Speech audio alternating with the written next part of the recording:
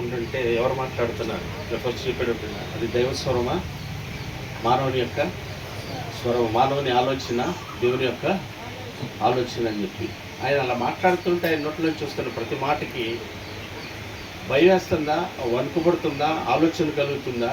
అసలు ఎంత జాగ్రత్తగా ఉంటే, ఎంత భయభక్తులు కలిగి ఉంటే, ఎంత లోబడితే అనుక్షణం ప్రతిక్షణ ఆత్మీయ జీవితాన్ని ఒక గాజు పాత్రను పట్టుకున్నట్టు జాగ్రత్తగా పట్టుకుని కాపాడితేనే బ్రతుకుతాం, కానీ లేకపోతే మనం ఉండే ప్రస్థానం ఏమాత్రం లేదు. కానీ ఈరోజు ఉన్న పరిస్థితులు చూస్తే ఆచారంగా వెళ్ళాము, వచ్చాము, పాడాము, చెప్పుకున్నాము, మేము కూడా క్రైస్తవులు అన్నట్లుగా ఉండిపోయిన పరిస్థితిని చూస్తే ఏం మాట్లాడాలో ఏం చెప్పుకోవాలో తెలిసినటువంటి పరిస్థితి అయిపోతుంది భయంకరంగా.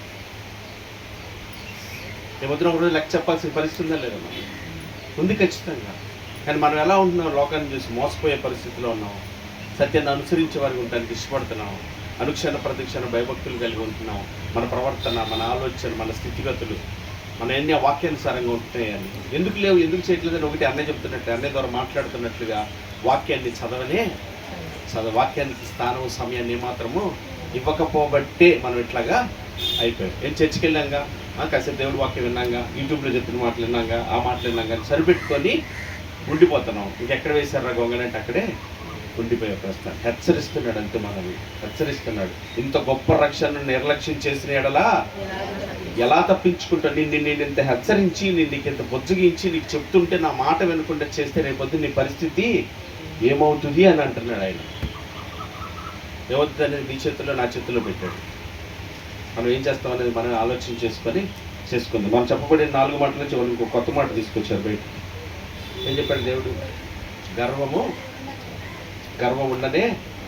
ఉండకూడదు. దేనిని బట్టి గర్వించే పరిస్థితి అసలు ఎంత మాత్రము ఉండకూడదు. నేను కాదయ్యా, నీ కృపను బట్టి ఏదైనా సరే అనేటువంటి వారికి మనం ఉంటేనే అప్పుడు కింద ఉన్నటువంటి వాటి మన జీవితంలో నెరవేర్చబడుతుంది. ఎప్పుడైతే గర్వాన్ని నువ్వు తీసివేసుకోగలిగావో దేవుడి కృపను బట్టి, అప్పుడేమైతే వినయ వస్తుంది. గర్వం ఉంటే వినయం ఉంటుందా? ఈ రెండు ఉండవు, ఏదో ఒకటే ఉండాలి. దేవుడు ఎలా ఉన్నాడు? వినయం కలిగిన వారికి ఉండాలి అంటున్నాడు.